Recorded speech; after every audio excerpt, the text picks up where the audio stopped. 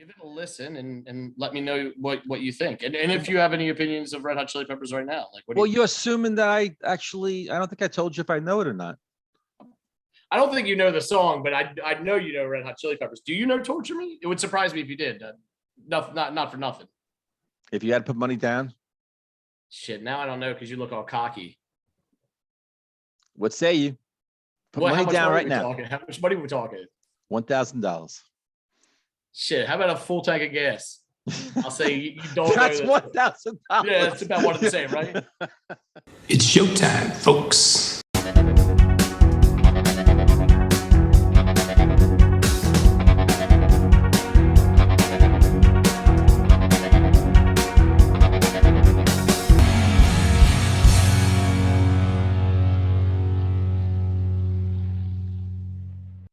Hey everybody, welcome to Into the Music. I'm Andy. That guy over there is Gregory Keith, and we are here collectively as Into the Music to discuss just that, some music. So, Greg, are you in the mood to hear something, my guy?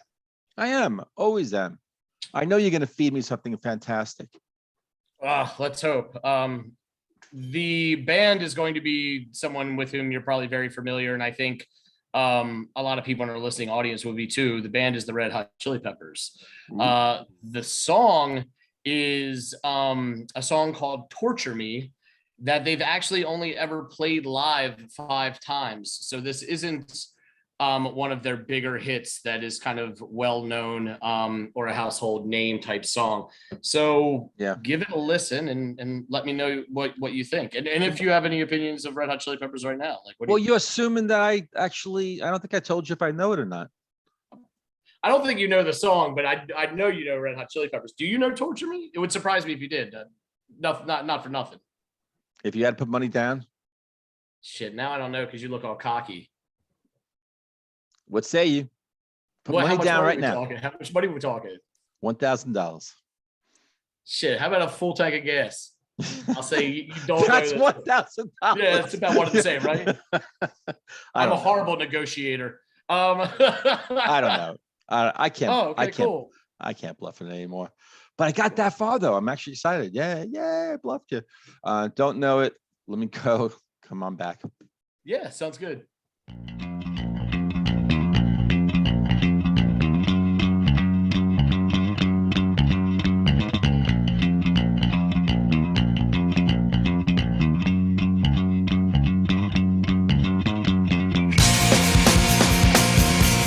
I gotta start that over. I could play that back like 10 times and not get bored of it. That was a great bass line, man. Flea.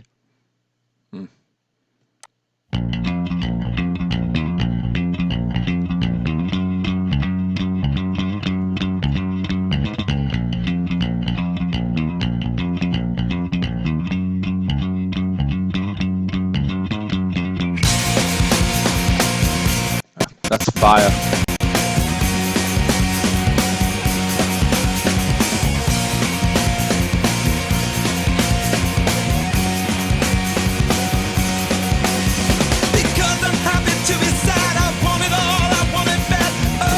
Section is just insane. I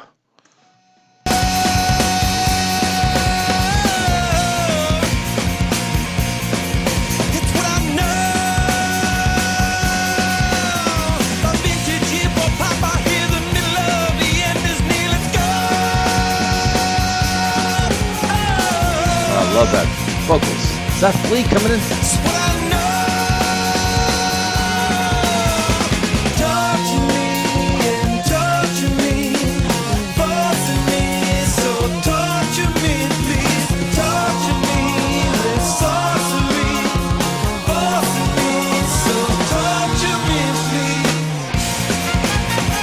Love that harmonizing in the chorus.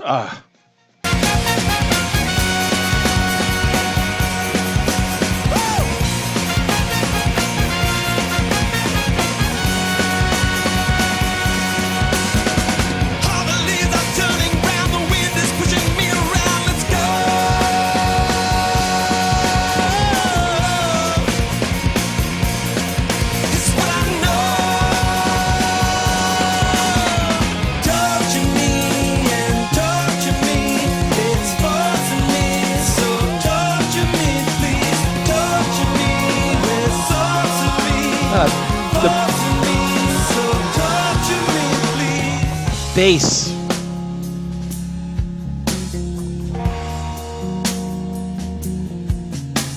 The will of God is standing still. Brazilian children get their fill. Let's go.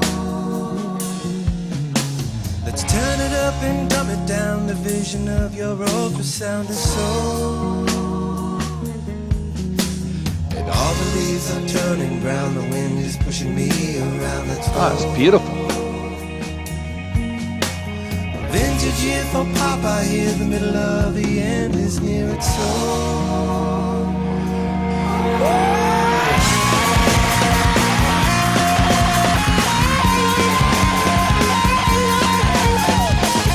It's gonna come in so hard again.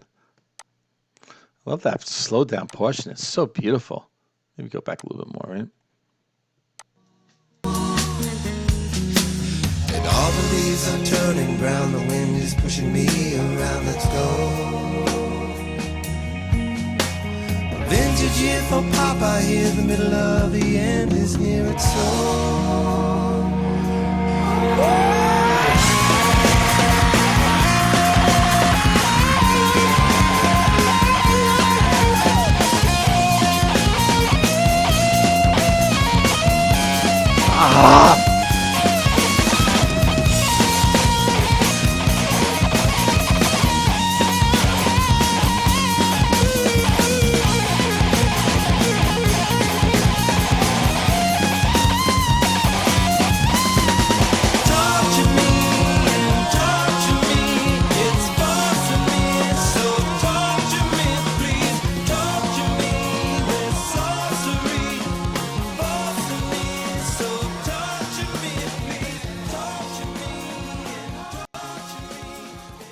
Andy, Sir?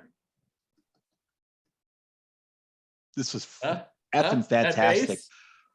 I mean, why haven't I heard this damn song?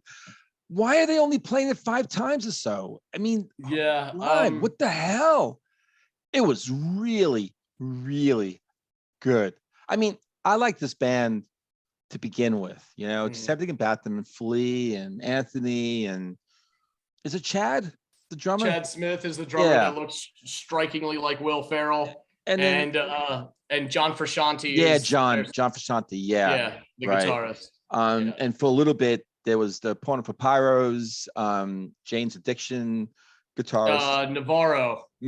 and he's yeah, yeah. actually he plays on that album that when I started thinking about it too, you know, because I kind of know most of the stuff that everyone else knows Yeah. from the Chili Peppers, but that album, that's The one with I the one with love Dave that. Navarro. The one with Yeah, Dave Navarro. That's, I love that album. One Yeah. Hot Minute. Yep, One Hot Minute. Yeah. That's the one. Aeroplane. Yeah. Yep. But anyway, to this song, yeah, this is good. The bass in the beginning is fire. Yeah. I mean, I pulled it back and then I told the audience, like, you know, I could do this like how many more times? You know, I would just absolutely just beat it to death. Yep. Love that rhythm section. The rhythm section is just, I mean, it's just a given. I mean, the rhythm section almost every song, but this is just so tight. The bass, the guitar, and the drums. Oh my God! You know, you can't put a pin in between any of that. It's so effing tight. You know, love the harmonizing during the chorus. Yeah, Frusciante is amazing at harmonies and backing vocals. Is He's got that a great Frusciante voice. who's doing that? Yeah, with yeah, Anthony. yeah. Oh my Yeah, God! Flea does a little bit of their harmonies, but the one who really lays his voice out there to support Anthony Kiedis' kind of talk singing style is Frusciante's really smooth, buttery harmonies. That has to be during the chorus because during the verses, I heard Flea doing like a back, and that sounded like Flea. But yeah, that chorus. Oh my God, the harmonizing was fantastic. Then there were these horns that they put in. You know who was the horns? Who? Flea. Flea was a like savant trumpet player when he was like a child, and was convinced by Kiedis, I think, and Hillel, their first guitar player, to start playing bass so they could be in this like funk punk band that they were forming in LA. Wow. So he put down the brass and picked up the 4 strings, but he is like an incredible trumpet player, and he has done so on a few of their tracks. And I don't think that they travel with like a multi-instrumentalist. I don't know, but my guess is perhaps they don't play this live because Flea, as amazing as he is, can't play bass and trumpet at the same time. That's probably what it is. Yeah, it could very well be that. Okay. So that was cool. And then they slowed the song down. And that was absolutely beautiful. I mean, Anthony's voice there is just, it crooned a little bit. And was beautiful. And he normally gets hammered for the way he sings. Like they say, if you ask a group of people what's the general weak link in art, Red Hot Chili Peppers, people would probably be like, yeah, Kiedis, good lyricist perhaps, maybe, but not the best singer. In this song, this is one of his best vocal songs by Red Hot Chili Peppers, if you ask me. I think it's great. And then you had that sort of patented type of frusciante, frenetic sort of guitar and the wah-wah. And it was just a whole package. But I'm like, how come I don't know this song? It's incredible. I don't know what they were singing about. What he was, the wind is pushing me now. Vintage year for Papa here. End is near. I kind of wrote that towards the end. Torture me. So So tell me what the song's about. Really, I think it's like verse 1 is because I'm happy to be sad. I want it all. I want it bad. Oh, it's what I know. A vintage year for pop, I hear. The middle of the end is near. Let's go. It's what I know. I just think it's kind of like depression and sort of this end days, or like coming to grips with, maybe the feeling that maybe either the end of the life is near, or, the end of sort of maybe the world is near. But there's something about this finality that he constantly alludes to throughout the song, this middle of the end. Torture me and torture me, forcing me, and so torture me, please. Torture me with sorcery, forcing me, so torture me, please, is essentially the refrain in the verse. And then all the leaves are turning brown, the wind is pushing me around, let's go. Oh, it's all I know. So again, this allusion to autumn, right? The leaves are turning brown, the wind, it's the end is it's the middle of the end. We're almost there. And I think that's what the allusion is to there.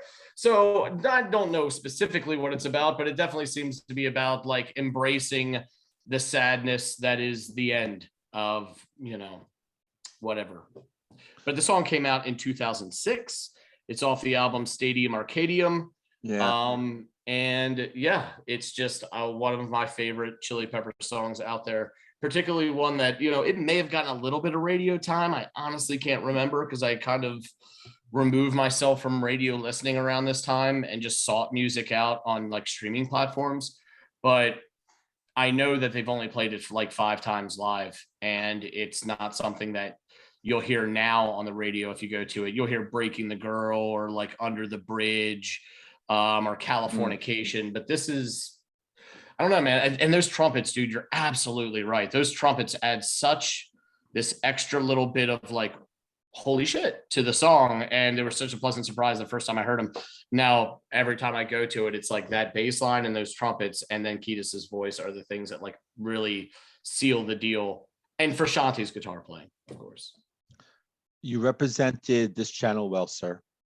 This is the land of obscurity, but we strive for great music, right? You're not really hearing it. What is it? And then you listen to it. Holy crap. I mean, check off all the boxes on that. This is really, it's a great song. I wonder, like the Beatles did that, like with Yesterday, Scrambled Eggs or something, where they would just, as they were writing songs, they would throw these crazy words. And I just wonder, because like torture me, sorcery, I wonder if because I mean, the bass line, the rhythm, I mean, so much about the song is so good. It's fire. But I wonder if they kind of didn't know what to do with it. They put maybe sort of, stick words in the beginning, and maybe torture me was right there. And then they never pulled it away because they never really knew like what to replace it with. So Yeah. I just wonder if they just kind of said, Could be. You find that no. vocal melody and you just throw words in there to be like a placeholder. And the next thing you know, the placeholder becomes the title because it's just codified. You've made this thing. But Yeah. yeah, I love the anecdote about scrambled eggs and how that was sort of like this, vocal placeholder until he could really focus on writing lyrics to this melody he was hashing out. It's very cool. Otherwise, they're misguided. They gotta get a horn player to travel with them. I know, to right? concerts. Absolutely. Let Flea write all the stuff. Just have somebody come in and parrot what he does on the album. Is John Frusciante gone now? I thought I heard No, that he just came back.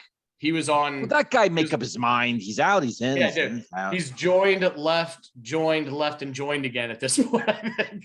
So, but it's one of those things where whenever it happens, they're always like, John's always going to have a place in the band. Whenever John wants to come back, he's more than welcome to. But he has this, like, he's not, I don't want to say mercurial, like he's like gets angry easily or anything, but he is like a wanderer. For Shanti is, and there's a little bit of genius in there probably. And I think he loves to go off and do his own solo stuff and then come back when he's less burnt out. Because when the Chili Peppers tour, man, they tour big. Like them and the Foo Fighters are these like all over the world, year and a half long tours and everything after they put out stuff or even just for the hell of it. So for Shanti probably gets burnt out, and he's a former addict, and he just marches to his own tune, man. He's just That's that guy the thing too. I wonder if he sort of reads the signs. He's been there, he's been down those roads, and if he catches any wind that maybe he's close to danger, he just says, "Hey, it's not worth it." I wonder. But yeah, back again, cool. Yeah, definitely. They actually just put out some new stuff recently, I believe. So okay, but not a full album. I think so. I'll have to look into it, but I know that there was at least a single that was floating around a few weeks ago, or maybe a couple months ago at this time. Time moves so much differently when I'm. What the problem is that years ago I'd be like, my ear would be tuned to certain radio stations. I'm not doing that anymore. So if these bands like the Red Hot Chili Peppers, they're dropping new stuff. It's probably played on these radio stations, and I'm just not listening to it. Yeah, I'm not going to. The problem. Yeah. Well, the problem is that if you go to them, you'll find that new Chili Pepper song, and maybe you'll like it because they are great musicians. But they're also throwing a lot of junk in there that you really don't want to have to sift through to wait to find your diamond. You know what I mean? So it just, it's one of those things about just hoping the algorithm kicks you a suggestion on whatever streaming platform you use, or you catch wind of it through hearsay or an article, and then you go and do your own investigation and dig it up. Well, sir, I'm glad you liked it, man. I didn't like it. I loved it. This is great. This is awesome. One of your best songs for me. This is fantastic. Cool. I'm glad you liked it. Everybody out there into the music world, let us know what you guys think, what you think of the Chili Peppers or some other great songs by them. As Greg mentioned, this is the first Chili Pepper song that's appeared on the channel. So if you have any suggestions, please feel free to let us know what you think down below. And we always appreciate your viewership. And Greg, you've been a great sport. Everybody out there, have a great time, be kind to one another, and we'll see you next time on Into the Music. See ya.